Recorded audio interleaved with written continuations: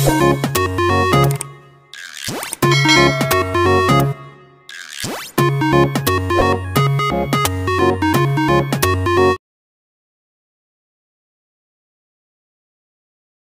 Question बताऊंगी आप, ये जो फोर्थ और फिफ्थ क्वेश्चन है इसके सारे पार्ट बताऊंगी। दूसरा पार्ट देखिए, एक शायद हो गया था, पहला हो गया था, इसका नहीं हुआ था। हाँ, दूसरा देखिए इसका फोर्थ क्वेश्चन का एक्सरसाइज नंबर बोलिए फिर से 2.3 क्वेश्चन नंबर 4 का पार्ट नंबर सेकेंड। फर्स्ट मैं बता चुकी हूँ आपको, ध्यान से देखेंगे एकदम। 2x² + 7x + 3 क्या है? इक्वेशन क्या है? 2x² + 7x + 3। हमने करना क्या है इसका? क्या करना है इसको? नहीं, करना क्या है? फैक्टराइज करना है। मेथड कौन सा यूज करना है? Mid term splitting. Mid term splitting का मतलब मैंने कल आपको समझाया था, बीच वाली टर्म को तोड़ना, बताया था ना। अब इसमें बीच की टर्म कितनी है? 7। इस टर्म को कैसे तोड़ेंगे ये किस पर डिपेंड करता है? इन दोनों पर। पहले इन दोनों को मल्टीप्लाई किया जाता है, तो हमें 2 और 3 को मल्टीप्लाई कर दिया, सब प्लस का ही है इसमें, तो ये हो गया 6। कितना हो गया? 6। अब हमें 6 के दो, देखो जब पूरी क्वेश्चन प्लस में हो तो कोई भी टेंशन वाली बात नहीं होती, ये क्वेश्चन सबसे आसान होता है। तो 2 3 जा 6 होता है। 6 के हमें ऐसे दो फैक्टर करने हैं जिनका सम 7 हो जाए, तो 1 जा, सबसे आसान तो यही है। 6 1 जा 6 होता है कि नहीं होता है? और 6 और 1 को प्लस करके 7 हो जाता है कि नहीं हो जाता है? तो ये तो बहुत ही आसान है। ऐसा क्वेश्चन आ जाए एग्जाम में तो फिर तो कहने ही क्या। तो इसको हम तोड़ के ऐसे लिखेंगे, क्या लिखेंगे इसको? 6x + x। 1x को x से लिखेंगे, 1 लिखा नहीं जाता है, तो ये हो जाएगा 6x + x + 3। 4 टर्म होनी चाहिए, तभी तो दो में से कॉमन लेंगे आप, ठीक है। 3 टर्म को हमें 4 बनाना होता है। 4 क्यों बनाना होता है? क्योंकि 2 के पेयर में से कॉमन लेना होता है, इसलिए इसको तोड़ते हैं बीच वाली टर्म को। तो यहाँ से 2 कॉमन आएगा और x कॉमन आएगा, यहाँ से x बच जाएगा, एक x का स्क्वायर था ना, एक बाहर आ गया, एक बच गया। 2 तो एक ही था, वो बाहर आ गया। अब 2 का टेबल 3 जाएगा और x से x कैंसिल हो जाएगा, तो x नहीं बचा, एक ही x था, वो बाहर आ ही गया है। प्लस यहाँ क्या कॉमन लेंगे कि अंदर यही बचे 1। क्या कॉमन लेंगे? अंदर वही बचे, उसके लिए 1 कॉमन लेंगे, ठीक है। 1 कॉमन लेने से एज इट इज ही रहता है। अब हम ये पूरा ब्रैकेट कॉमन ले लेंगे। ध्यान देंगे कि ये पूरा ब्रैकेट हमेशा एक जैसा ही आना चाहिए दोनों जगह। x + 3 को पूरा कॉमन ले लेंगे, तो यहाँ से क्या बचा? 2x, और यहाँ से क्या बचा? +1। अब हो गए ना इसके 2 फैक्टर, ये इसके हो गए फैक्टर, ठीक है। अगर आपको कभी एग्जाम में चेक करना है कि मैंने जो फैक्टर किए हैं वो सही है या नहीं है, तो इसको वापस से रफ में कहीं पे मल्टीप्लाई करके देख लीजिए। इसको मल्टीप्लाई करने पे वापस यही बनना चाहिए, ठीक है। जिसको तोड़ने से ये बना, उसको मल्टीप्लाई करके वापस ये बन जाना चाहिए, तो इसका मतलब आपका फैक्टराइजेशन ठीक है, ठीक है। अगला देख लीजिए, 6x² + 5x - 6। क्या है क्वेश्चन? 6x नहीं है, 6x² है। बोलिए 6x² + 5x - 6। इसका थर्ड पार्ट है ये, 6x² + 5x - 6। यही है ना? है या नहीं है? आप ध्यान से सुनिए, आपको किस किस की, यहाँ देखिए बुक क्यों देख रहे हैं, क्वेश्चन में यहाँ लिख रहे हैं कि नहीं लिख रहे? तो आप बुक में क्या ढूंढ रहे हैं, क्या देख रहे हैं बुक में? बुक में घर जाके क्यों नहीं देखते हैं? घर जाके खुलती नहीं होगी बुक, में गारंटी दे सकती हूँ। आधे से ज्यादा बच्चों की तो यहाँ से बंद होती होगी, अगले दिन यही आके खुलती होगी, ट्यूशन के अलावा। इसका कोएफिशिएंट 6 है, ये भी 6 है, इन दोनों को मल्टीप्लाई कर लेंगे, कितना हो जाएगा? लेकिन एक 6 है, एक -6 है, तो माइनस का 36 हो जाएगा। क्या हो जाएगा? अब हमें 36 के यानी कि -36 के 2 ऐसे टुकड़े करने हैं जिनका सम या तो सम 5 आ जाए, या जिनको सब्ट्रैक्ट करके प्लस का 5 आ जाए, प्लस या माइनस करके जो भी करके आए। तो 36 के ऐसे 2 टुकड़े होते हैं, बताइए। वेरी गुड, 9 4 जा।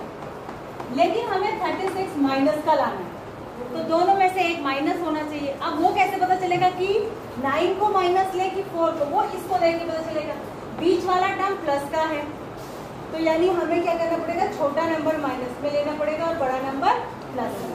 यानी हमें लेना पड़ेगा 9 × -4। तो इन दोनों को मल्टीप्लाई करके -36 हो जाएगा और 9 में से 4 माइनस करके प्लस का 5 भी बन जाएगा, जो ये होता है ना। बात समझ आ रही है? तो क्या हो जाएगा 6x², इसको तोड़ के लिख देंगे हम 9x minus 4x। 9x minus 4x क्या होता है? 5x ही होता है ना। रहा तो 5x है, हमने उसका सिर्फ चेंज कर दिया, उसका दिखने में चेंज कर दिया उसको, ठीक है। तो ये 6 = 0। अब दो का पेयर बनाएंगे तो यहाँ से क्या कॉमन आएगा? इन 6 और 9 का कॉमन फैक्टर क्या होता है? 3, ठीक है। और x 3 2 जा x और एक x बचा यहाँ से, प्लस 3 3 जा 9, x नहीं बचा, एक x था बाहर लिख चुके हैं, -4 यहाँ से कॉमन आएगा, x एक ही है वो अंदर आ जाएगा क्योंकि x हमने कॉमन नहीं लिया, हमें यहाँ x चाहिए था, सॉरी 4 ही 2, 4 और 6 जिसमें दोनों का टेबल जाए वो क्या होगा? 2। तो यहाँ से बचेगा 2x, 2 2 जा 4x होगा ना ऐसे, और इस माइनस से ये माइनस प्लस हो जाएगा = 0, ठीक है। एकदम ब्रैकेट एक जैसा आ रहा है। उसके बाद 2x + 3 पूरा ब्रैकेट कॉमन ले लेंगे, यहाँ से बचेगा 3x - 2, ये हो गए दो फैक्टर, ठीक है। इस क्वेश्चन में मैंने आपको बता दिया सबसे बड़ी गलती जो होती है वो यही होती है कि इनको सही नहीं लेते बच्चे, या तो दोनों प्लस में ले लेंगे या दोनों माइनस में ले लेंगे। तो उनको कैसे पता चले कि कौन सा प्लस में लेंगे कौन सा माइनस में? इसके लिए मैं आपको इतनी कहानी है यहाँ पर जो समझा रही हूँ ना लेफ्ट में, वो इसीलिए समझा रही हूँ। मैं डायरेक्ट भी लिख सकती थी, लेकिन मैं आपको क्लियर करके इसलिए बता रही हूँ क्योंकि आप एग्जाम में या PT1 में गलती ना करें, और उसके बाद भी जिसकी गलती हुई तो वो मेरे हाथ से भी डांट खाएगा, बहुत भयानक वाली, मैं बताती हूँ।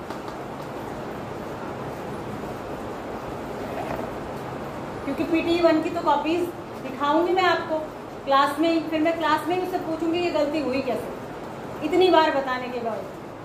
अगला देखिए इसका लास्ट, 3x² - x - 4 क्या है? 3x² - x - 4। अब आपको 3 और -4 को मल्टीप्लाई करके देखना है, तो 3 × -4 क्या हो गया? -12। आपको -12 के ऐसे दो टुकड़े करने हैं जिससे कि प्लस माइनस करके -1 आ जाए, ठीक है। तो 12 के तो दो टुकड़े आप जानते हैं, 3 × 4 ही होंगे, यही होंगे, ठीक है, यही होंगे ना। और इसमें से कौन सा प्लस कौन सा माइनस में है? जो माइनस में है वही माइनस में आएगा, क्योंकि बड़ा नंबर माइनस में लेंगे तभी तो बीच में माइनस का 4 आएगा कि नहीं आएगा, ठीक है। तो ये हो जाएगा 3x² - 4x + 3x।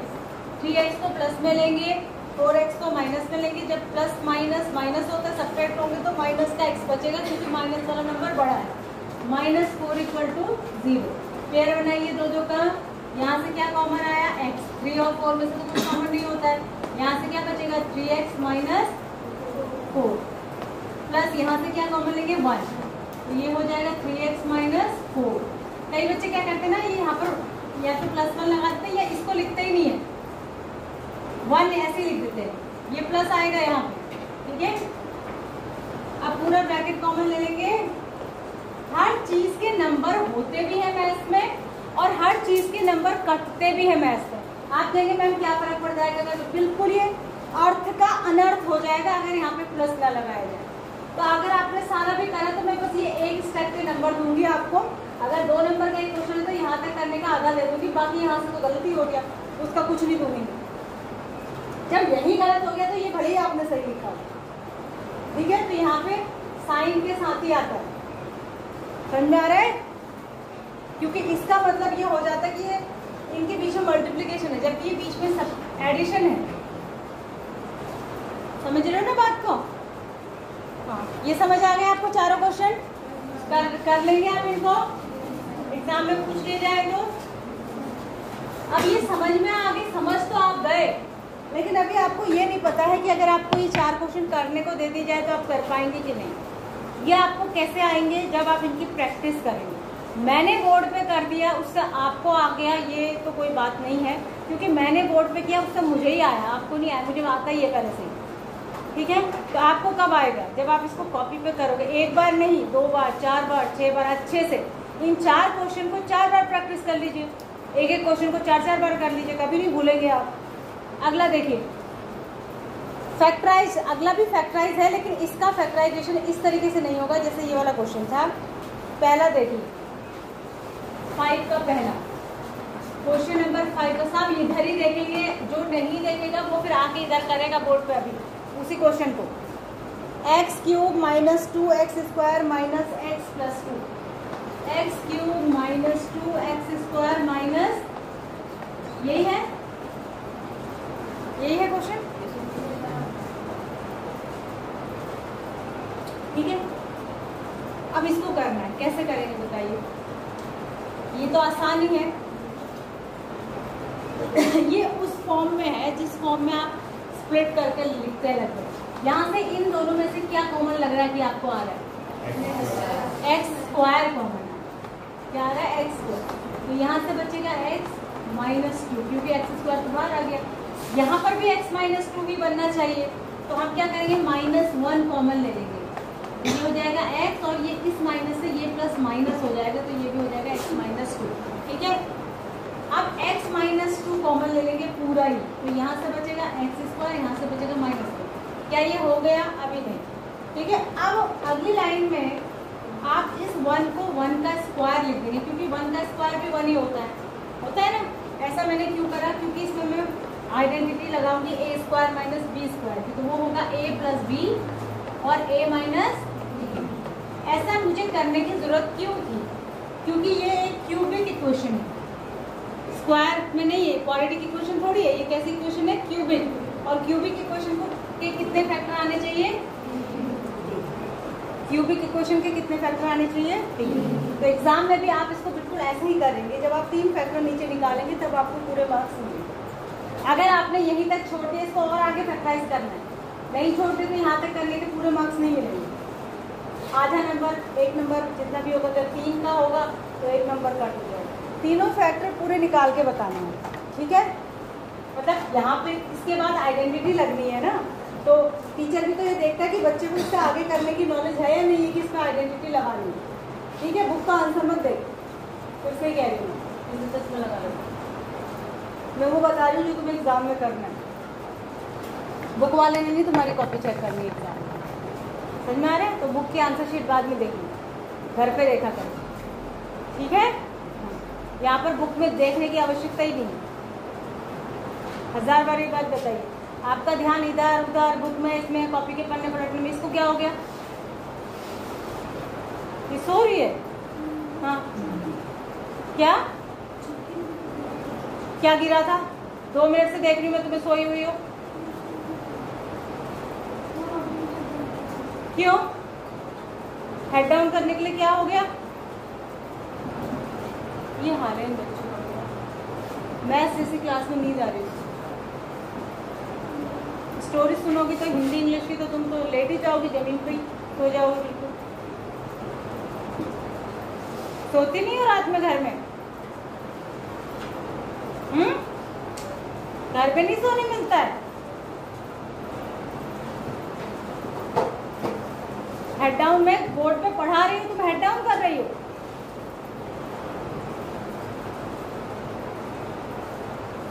ऐसी स्थिति हो जाती है कि हेड डाउन करना पड़े नींद के मारे, तो तुम स्कूल ही क्यों आते हो? घर में रहकर नींद पूरी किया करो। आधे दिन के स्कूल में तुम आते हो, जबकि ऐसा नहीं है कि तुम्हें सुबह 6 पौने 6 बजे उठ के फर्स्ट शिफ्ट की तरह आ जाना है। तुम्हें 12 साढ़े 12 बजे स्कूल पहुंचना, तुम तो आराम से देर तक सो के उठते होगे। ये तो नहीं है कि तुम्हें सुबह 4 बजे 4:30 बजे उठना पड़ता है क्योंकि 6 बजे स्कूल की बस आ जाएगी, ऐसा तो बिल्कुल नहीं है। 12:30 बजे तुम स्कूल पहुंचते हो, तब भी नींद पूरी नहीं होती है। देखो अगला question, x cube minus 3x² minus 9x minus 5। X cube minus 3x² क्या था? Minus 9x minus 5। देखो ना, यहाँ पर आपके बीच के टर्म 2 है और आप देख रहे हैं इन चारों में तो कुछ भी कॉमन नहीं है, तो अब हमें तोड़ तोड़ के ही कॉमन बनाना है। तो जब एक टर्म होता है तो एक के बनते हैं 2, 2 टर्म है तो 2 के बनेंगे 4। कितने बनेंगे? 4। तो हमें इसको तो तोड़ के लिखना है माइनस 4x माइनस 5x, और ये अपनी जगह ही है। और इसको तोड़ के आपने क्या लिखना है? एक्स क्यूब के बाद आपने लिखा है प्लस x² माइनस 4x²। तो ये इसका मतलब यही हुआ और इसका मतलब यही हुआ, बस उसको तोड़ के लिख दिया। क्यों? कॉमन लेने के लिए, सॉल्व करने के लिए यहाँ से इन दोनों के में से एक्स स्क्वायर, इन दोनों का पेयर, इन दोनों का पेयर, इन दोनों का पेयर, यहाँ से एक्स स्क्वायर कॉमन आया तो x प्लस 1 हो गया, यहाँ से -4 कॉमन आया तो 4x कॉमन आया तो x प्लस 1 हो गया, यहाँ से -5 कॉमन आया तो x प्लस 1 हो गया। ठीक है, तीनों ब्रैकेट एक जैसे होने चाहिए, जैसे क्वाड्रेटिक में 2 ब्रैकेट एक जैसे होने चाहिए, यहाँ 3 होने चाहिए। अब यहाँ से x प्लस 1 कॉमन लेंगे तो यहाँ से बचेगा x स्क्वायर -4x माइनस, अब ये हो गया क्वेश्चन सॉल्व नहीं। अब इसके टुकड़े करेंगे आप, और इसके टुकड़े किस मेथड से करेंगे, ये क्वाड्रेटिक है जैसा आप 4th क्वेश्चन कर रहे थे। क्यों करेंगे, क्योंकि ये क्यूबिक इक्वेशन है, इसके 3 फैक्टर होने चाहिए। अभी तो मेरे पास सिर्फ एक ही फैक्टर आया है, अभी इससे 2 भी तो बनेंगे। अब इसमें आपको क्या करना है, -5 के ऐसे 2 टुकड़े करने हैं जिनको प्लस या माइनस करके माइनस का 4 बने, तो 5 1 5 हो गया सीधे।